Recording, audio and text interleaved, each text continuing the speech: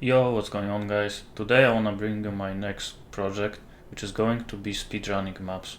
So this character is all about the running as fast as possible. Currently I am at 400% movement speed with 30% increased action speed, which is around 500% movement speed. So let's give you a showcase what this strategy is all about. So I'm gonna do 2 dunes map.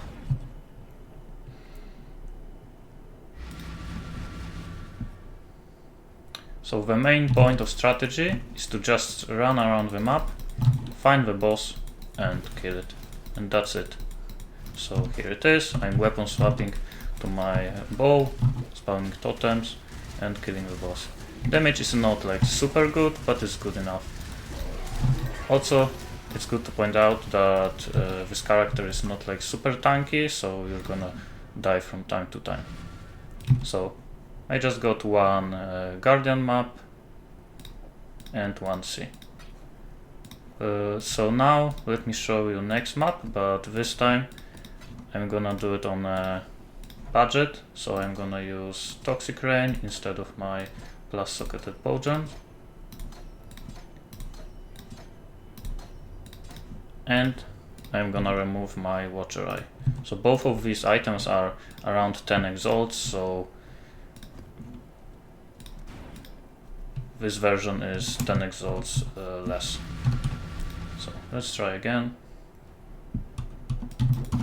One loss is nothing to be ashamed of. You can do, for example, like additional content like this Zana. I'm not gonna do it right now, just so I can show you how fast you can do it. And as you can see, even without Watcher Eye and good bow, you can still kill the boss pretty fast. And from this one I just got one map and some chisels.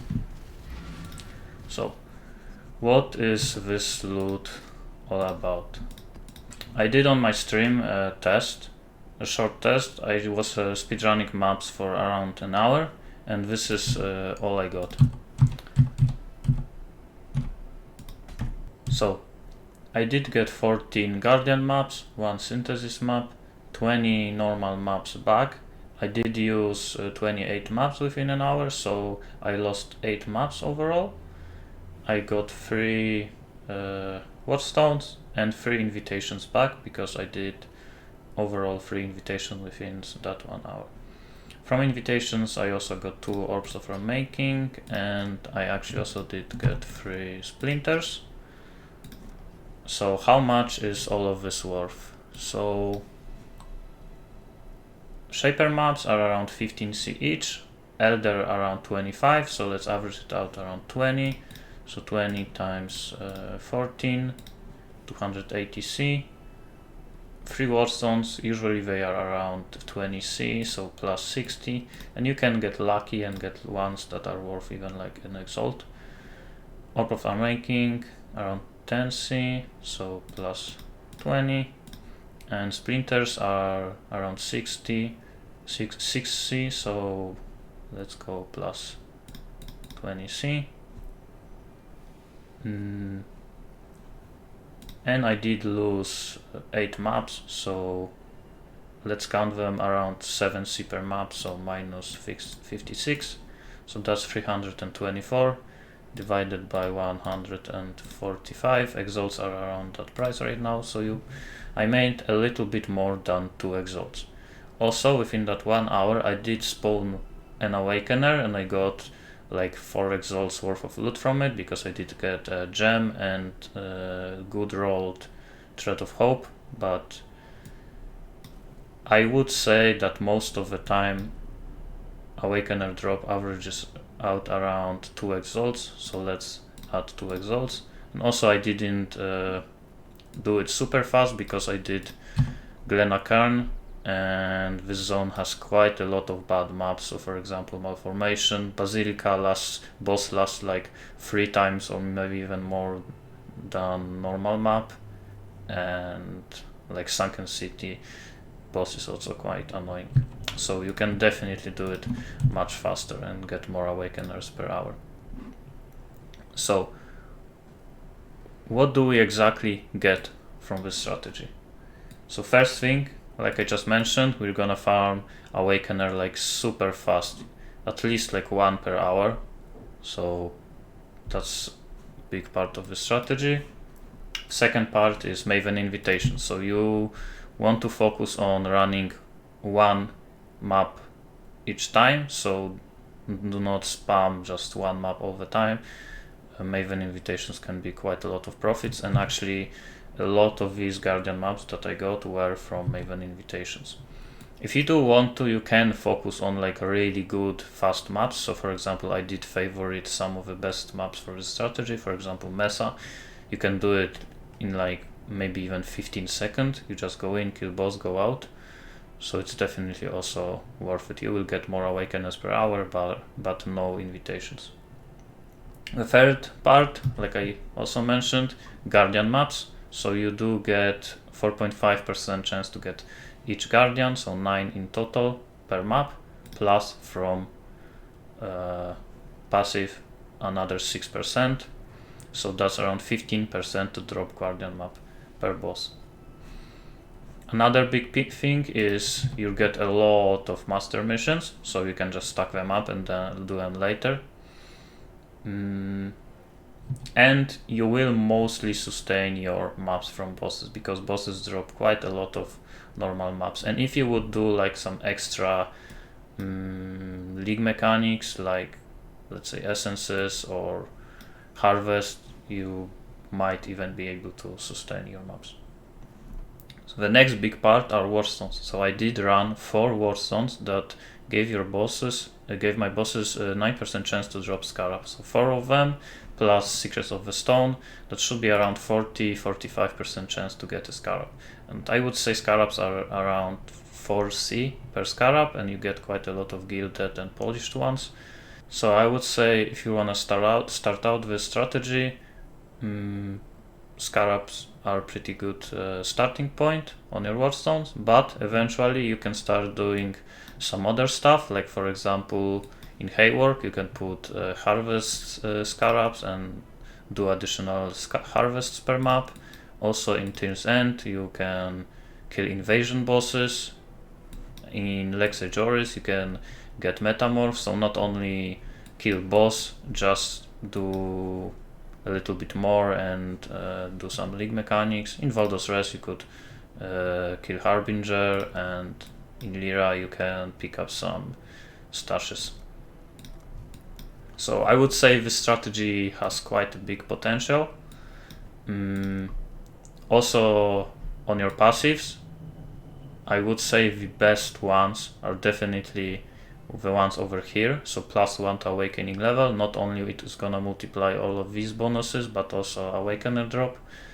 Also you can get 50% chance to get additional gems, and you will spawn conquerors much faster. This is also really good, 6% chance for guardian maps, and warstones can be pretty good if you get some good warstones. I would say the worst one is this one. Synthesis maps can be quite expensive, but 1% is pretty low. So if you want to, you can go for example, for Zana missions or just overall master missions. So again, I think this strategy has pretty big potential. Right now I just tested the base of it, just killing boss, and that's it. In the future I'm gonna test harvest. It's actually gonna be my next test. Then I'm gonna check invasion bosses and so on, each Atlas passive. Also I'm gonna count how much I get from awakeners, so maybe if I get like 100 of them, I will see if these 2 exalts estimated by me is the right amount you should on average get from them. Also I wanna count how much you can get from maven invitations. Okay, so the last thing I wanna talk about is the build. So with this build you want to focus on 3 things in that order: movement speed, single target damage, and survivability. So to move fast I am using 3 Transcendent Spirit jewels, one here, and one here.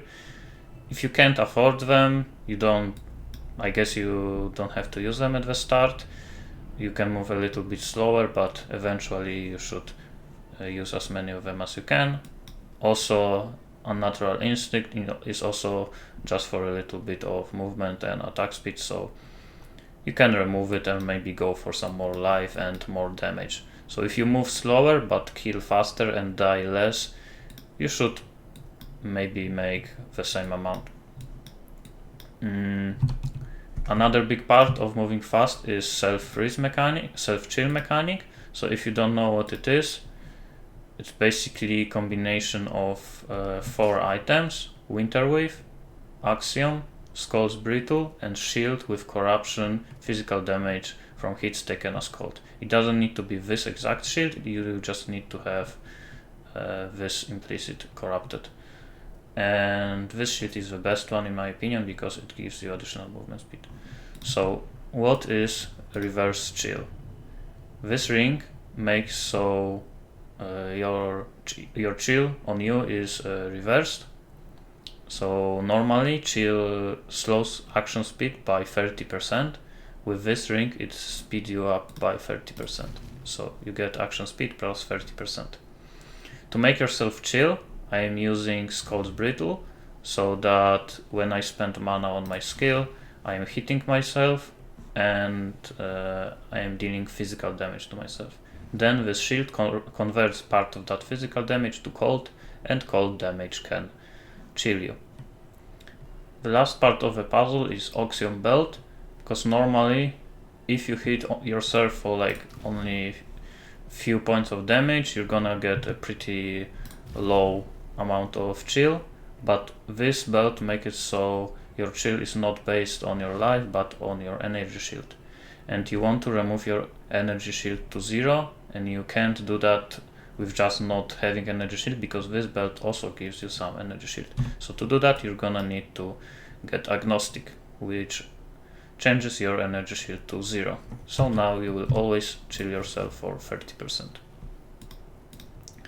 The rest of the gear is basically survivability and damage, so my amulet gives me chaos damage over time multiplier and +1 to chaos, and everything else is just resist, attributes and life. Same thing for boots, on gloves, and on my ring I do get curse and some life and dress. On boots, the most important part is to get movement speed and be able to craft cannot be frozen, because you can't get anywhere on flask or anywhere else cannot be frozen and chilled because you want to chill yourself, but then you're gonna get frozen like very often, so you want to get cannot be frozen on your boots. The weapon is Ichimonji for just additional buff effect. The next most important part is phase run, so I'm just gonna be spamming it all the time. Your chill is almost 100% uptime, but you can get your phase run to 100% uptime, and it's gonna give you 60% movement speed and phasing. Also, to be able to freeze yourself, you will need to spend enough mana, so this is why I am using 6 ring.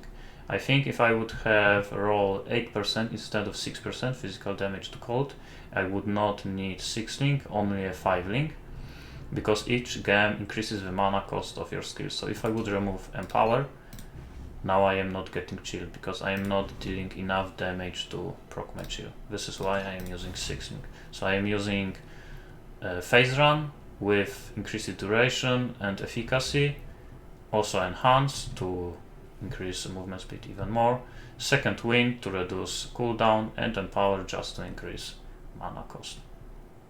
Another 2 skills are grace and haste, just to increase your movement speed for even more, and grace to give you evasion for movement speed from a Queen of the Forest, and a little bit of survivability. For damage I'm using Wither Totem, so Wither, multiple totems, spell totem and faster casting, so it's gonna apply stacks of Wither to increase your chaos damage. For flasks I am using Quicksilver, Alchemist Quicksilver Flask of Adrenaline for maximum amount of movement speed, Jade Flask for evasion, again for Queen of the Forest. Mana flasks to be able to attack and immune to curse. Instant life flask with bleed. You're gonna want to use overflowing chalice, because once you are out of your flask, you can use it to regain charges much faster from your Pathfinder Ascendancy, which gives you free charges every 3 seconds. In terms of tree, again, free jewels. Also, you want cluster jewel setup for additional damage. Watcher Eye is not needed, but it's really good. Some damage here and cooldown recovery over here. Also, when you are using Transcendent Spirit, you need to get as much as you can dexterity in this area. If you do not get any point of dexterity, that point is actually gonna even reduce your movement speed, so it's really important to get every point of dexterity. And these points here also, I believe, actually no, they don't give dexterity, but they do give some movement speed and damage, so it's pretty good. And these points here are giving you dexterity, so you don't need to take that. And I am weapon swapping, so you're gonna run around like this with your shield and weapon. I'm not up to that just Then when you reach a boss, you want to weapon swap and use your auras. So like this, I would use my haste and grace. Then I would swap, my auras will disappear, and I would use my skitterbot, plus malevolence for additional damage. I will kill the boss, and then unuse auras, go back to my grace and haste. Some additional support gems are portal, just to go out of the map. If you're not gonna use portal gem, you're gonna use a lot of portal scrolls. Another big part is custom death portal, because like I said, you're gonna die actually quite often, so if you die, portal is gonna spawn on top of you and you can just go back in. So we're fully embracing softcore. And for some annoying maps where there are like doors and stuff, you can use dash with second wind. my mana is gone. So I think that's gonna be it. So right now on my stream, I'm gonna test much more with this strategy. So this build is gonna enable me to test things much faster. So first thing I'm gonna test is harvest, like I already mentioned, and then I'm gonna test much more with it. So if you want to see that, you can check me out on my Twitch channel ZM. So that's gonna be it for today. See you.